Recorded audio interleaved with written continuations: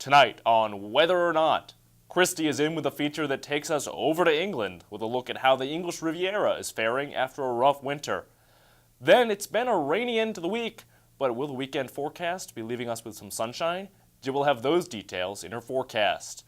All that plus nature in the news as Whether or Not starts right now.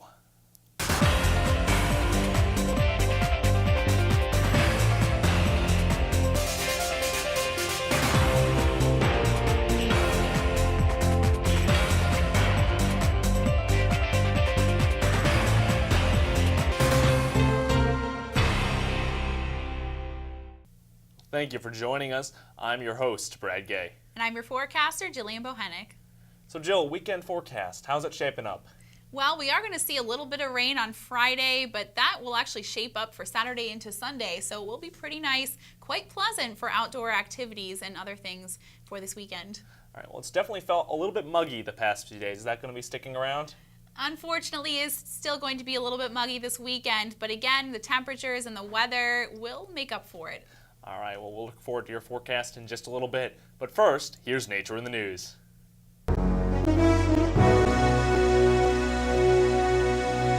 Hurricane forecasting could get a bit better this year, and it could be thanks to drones. NOAA plans to deploy a series of small Coyote drones into the centers of hurricanes this year, allowing forecasters to receive more detailed data than ever before. The drones will be dropped from NOAA's Hurricane Hunter aircraft, and although they cost about $70,000 apiece, there are no plans to recover them. The Coyotes will be able to fly for up to 2 hours at speeds of up to 70 miles per hour, collecting data from parts of the hurricane where it is unsafe to send a manned aircraft. Forecasters are hopeful that the additional data will help with intensity predictions, which have traditionally been one of the hardest parts of a hurricane forecast. West Nile virus is back in Centre County. Mosquitoes collected by the state West Nile Virus Control Program tested positive for the disease, but no human cases have been reported. Still, Centre County officials are taking precautions by spraying for mosquitoes in Rush Township this week. Now, the wetlands in Rush Township are a major breeding ground for the bugs, and the spraying is expected to control their population. Now, while the chances of being infected are very slim, health experts recommend applying bug spray if you plan to be outdoors for a long period of time. You can further reduce your risk by wearing long pants, a long-sleeve shirt, and socks.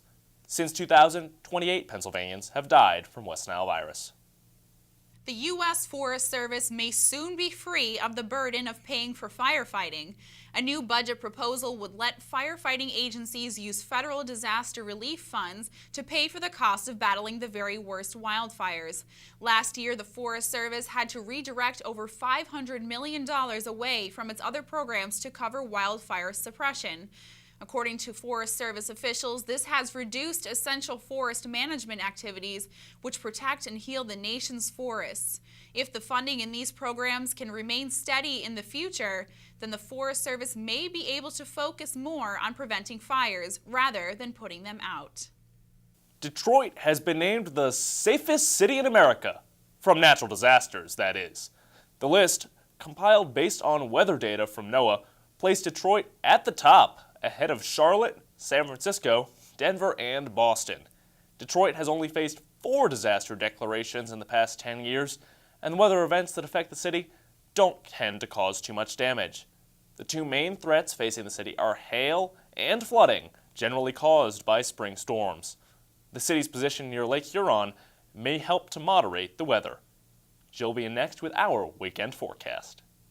Thanks a bunch, Brad. Now, we do have a bit of a wet end to the week coming to us, but then by the time the weekend rolls around, we will start to see things look a little bit nicer. But first, we're going to talk about what's going to be happening on Friday. We do have a low pressure system that's moving through the region, and we do have a cold front associated with that low, and then it's going to be bringing some precipitation on Friday. So we are going to see some thunderstorms and showers on Friday, but it won't be a complete washout. We will see a few peaks of sun and some clouds moving through early on Friday, but by the time noon runs around, we do have some showers and thunderstorms that will start to pop up and make their way into the area.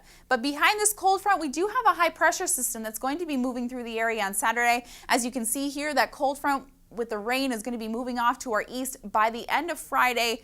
And then Saturday, we do have that high pressure system that is going to be moving through, and that's going to be drying us out for Saturday and Sunday. So that high pressure system from Saturday is going to linger over the area on Sunday, and that's going to keep things pretty clear and dry for Sunday. Temperatures will be warm as we will see temperatures nearing the 80-degree mark with mostly sunny skies with a few passing clouds on Sunday, so pretty decent for Sunday. Now we will take a look at the European model, which is a pretty good representation of the precipitation that's going to be occurring on Friday. Not too much happening earlier on Friday, but later on into the late afternoon, early evening, heading on into Friday night, we will see those showers and thunderstorms start to pop up.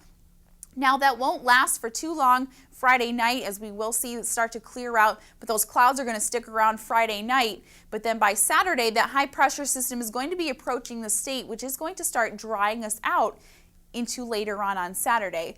And then that'll linger on until Sunday, as that high pressure system will be sitting right over Pennsylvania, so that's going to keep us clear and dry for Sunday. And then nothing too bad happening throughout Monday, but then Tuesday we will see potentially just a few sprinkles on Tuesday, but then nothing too bad, as that will start to move out into middle next week. Now Friday we will see temperatures around 80-degree mark, but then we do still have those showers and thunderstorms, which is going to make it feel pretty muggy. So it is going to be quite the humid day on Friday, as we do have those showers and thunderstorms. But again, Friday morning won't be too bad, as we will see those peaks of sun as well as those clouds move in on Friday. Now Friday night, because of the thunderstorms, we do have some clouds that will be lingering on Friday night, so temperatures will be around 54 degrees. But then on Saturday, things will start to clear out as that high pressure system moves in. So high temperature of 75 for Saturday, as that cold front will have just passed through Friday night. So then those temperatures will dip just a bit to about 75, a few degrees below average for this time of year, but nothing too significant, as we will see mostly sunny skies for Saturday. So plenty of sunshine on Saturday, and then heading on into Saturday night. Now, because that high pressure system is moving through on Saturday, that is going to clear us out. So not too many clouds for Saturday night. It will be mainly clear. Now, because we don't have as many clouds, that means that the temperatures are going to dip just a bit for Saturday night. So we will start to see temperatures nearing 50 on Saturday night. So it will be pretty chilly on Saturday, but it will be refreshing. So keep those jackets handy if you have any plans for Saturday evening. Now heading on into Sunday, that high pressure system is still lingering throughout the day on Sunday, but temperatures will be on the rise for Sunday into early next week. And again, we will have plenty of sunshine, so it will make for a pretty nice weekend, even though we do have a bit of a wet start. In just a minute, Christy will have a feature story which will take us overseas.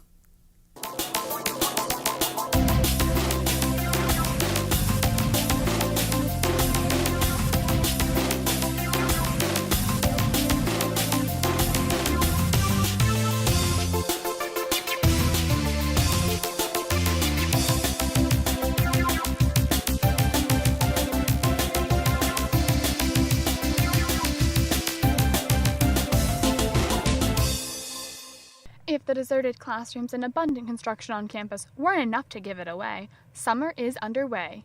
And for many people, that means it's time to take that long-awaited vacation. Business Week estimates that more than 210 million people will be boarding flights to their travel destinations this summer, and more than 30 million people will be traveling internationally. One of the top 10 international destinations this summer is England.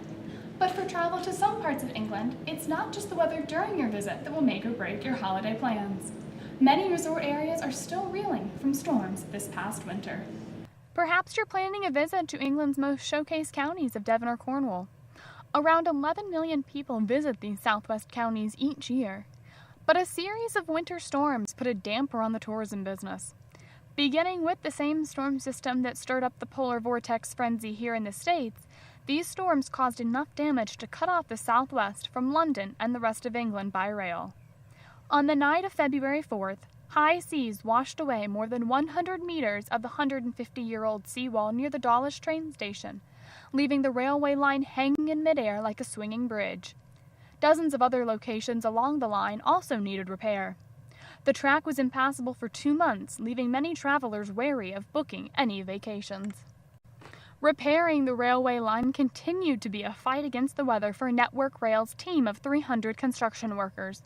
Known to the locals as the Orange Army, the workers built a temporary seawall made of 18 shipping containers to keep the sea away as they brought in 6,000 tons of concrete and 150 tons of steel.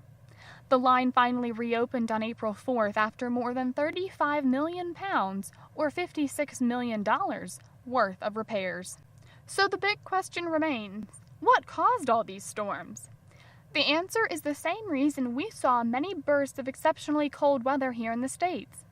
In a report published by the UK Met Office, the increased storminess is attributed to, quote, major perturbations to the Pacific and North Atlantic jet streams driven in part by persistent rainfall over Indonesia and the tropical West Pacific. For all the rain that caused delays for the repair, the UK Met Office says the only thing to blame is fundamental physics. While no storm was exceptional, it was the cluster of persistent strong storms that led to trouble. Unfortunately for these coastal villages, recent studies reviewed by the Met Office show increased chances for future storms to take the more southerly track across the Atlantic that led to so much trouble this past winter. Throughout much of the picturesque English Riviera, other signs of these winter storms still remain. Meadfoot Beach in Torquay saw its share of strong waves as well. The sand is still littered with large stones that used to be a part of the walkway along the beach. Dorset's iconic Pom-Pom Rock vanished into the sea, and 25,000 tons of cliff fell away in Teignmouth. Fears of future landslides still remain because of saturated ground. But don't let the winter weather woes continue to deter your travel plans. Despite the continued construction to strengthen the seawall, it's hard to imagine now the ferocious seas in Dawlish this past winter. So make your travel plans. The railway is back and the train station repaired. Regardless of the weather now, or the weather this past winter, enjoy the hard work of the Orange Army and all the others who are helping to restore these wonderful vacation destinations. And here's to hoping the weather is a bit nicer to all of us next winter. For Weather or Not, I'm Christina Ruel.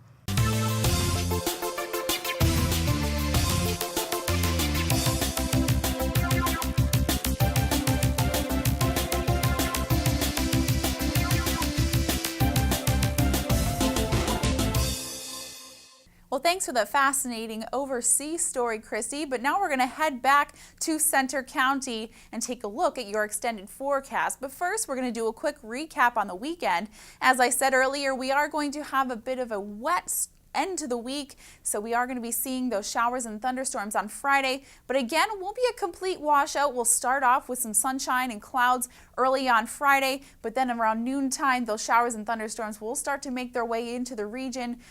But we will continue to see those temperatures around 80 degrees for Friday, so not too bad temperature-wise, but unfortunately we are going to see a bit of that rain. But then for Saturday, as that high pressure system starts to move in through the area, and that'll start to clear us out, we will see mostly sunny skies for Saturday, and that'll continue on into Sunday. Temperatures will dip a bit on Saturday as that cold front will have passed through on Friday, so we'll still see about 75 degrees, which is just a few degrees below average for this time of year. Average is about 78, but not too bad. And then Sunday, temperatures will start to creep back to around 80 degrees. Now, heading on into next week, it will start off for about the first half of the week. It will be pretty nice. Temperatures will continue to be above 80, so we will see in temperatures in the low to mid 80s early next week for Monday and Tuesday, but then temperatures will start to dip just a bit into Wednesday, nearing the average mark for this time of year. So not too bad, but then by Thursday into late next week, we will start to see the potential for some more showers and thunderstorms. So it will be a decent first half of the week, but then by Thursday, it will become unsettled once again. All right, well, thank you, Jill. That brings us back to our Weather Whiz quiz. Well, last week we asked you about low temperatures in Pennsylvania history. Well, this week we have high temperatures. The question is, what was the highest temperature recorded in Pennsylvania history? Was it A, 103 degrees, B, 106 degrees, C, 108 degrees, or D, 111 degrees? Well, if you answer D, you're right.